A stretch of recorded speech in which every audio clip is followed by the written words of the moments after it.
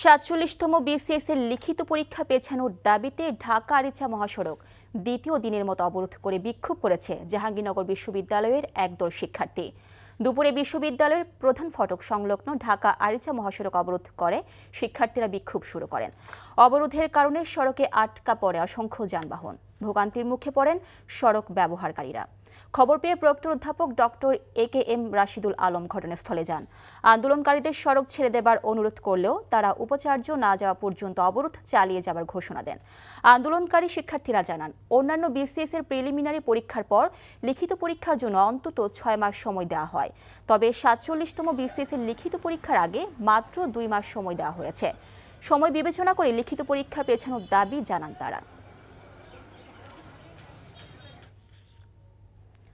৪৭তম BCS পরীক্ষা পেছানোর দাবিতে রাজধানীর শাহবাগ এলাকায়ও বিক্ষোভ করছে পরীক্ষার্থীরা। সেখানে আছেন সহকর্মী সালাউদ্দিন কাদের, সরাসরি যুক্ত হচ্ছেন তিনি।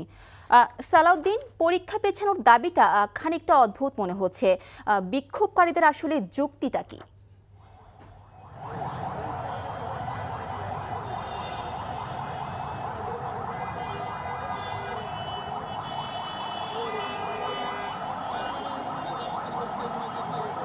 মিলি, আজ সকাল শহীদ মিনার থেকে একটি ৪৭তম লিখিত পরীক্ষা পেছানোর দাবিতে শাহবাগ থানার সামনে আন্দোলন করছে প্রিলিমিনারিতে উত্তীর্ণ শিক্ষার্থীরা। তারা সকালবেলা শহীদ মিনার থেকে একটি মিছিল নিয়ে আসেন প্রধান উপদেষ্টা কার্যালয় বরাবর যাওয়ার জন্য। তারা মিছিলের প্রস্তুতি নেন এবং শহীদ মিনার থেকে তারা এখানে আসেন এবং এখানে আসার পরেই পুলিশ তাদেরকে আটকে দেন এবং পুলিশ আটকে দেওয়ার পরে তারা এখানে অবস্থান কর্মসূচি গ্রহণ করেছেন এবং তারা এখানে বসে বিভিন্ন ধরনের স্লোগান দিচ্ছেন এবং এর মাঝেই পুলিশের সাথে তারা কথা বলেছেন। আন্দোলনকারী 4 সদস্য ইতিমধ্যে প্রধান 2 উপদেষ্টার সাথে দেখা করতে গিয়েছেন।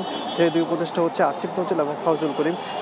তারা আসার পরেই তারা পরবর্তী কর্মসূচি নির্ধারণ করবেন এবং তারা পরবর্তী কর্মসূচি কী হবে সেটি তারা এখান থেকে জানাবেন বলে আমাদেরকে জানিয়েছেন। তাদের সাথে কথা বলে জানতে চেয়েছিলাম যে পরীক্ষা 27 তারিখ, যেহেতু আজ বাদে কাল পরশু আপনাদের পরীক্ষা, আপনারা আন্দোলন করছেন, এটি আসলে কতটুকু যৌক্তিক? তারা বলছেন যে যারা 45 এবং 46তম বিসিএস পরীক্ষা দিয়েছেন এবং তাদের অনেকেই 47তম বিসিএস পরীক্ষা দিয়েছেন এবং তারা সেই প্রিলিমিনারিতে উত্তীর্ণ হয়েছেন। উত্তীর্ণ হওয়ার পর তারা এই 47তম বিসিএস যারা নতুন আছেন তাদের সাথে পরীক্ষা দিবেন, কিন্তু তারা একটা দীর্ঘদিনের একটা সময় পেয়েছেন এবং সময় পাওয়ার পর তারা প্রস্তুতি গ্রহণ করেছেন, কিন্তু 47তম বিসিএস যারা লিখিত পরীক্ষা দিবেন তাদের হাতে মাত্র 2 মাস সময় দেওয়া হয়েছে।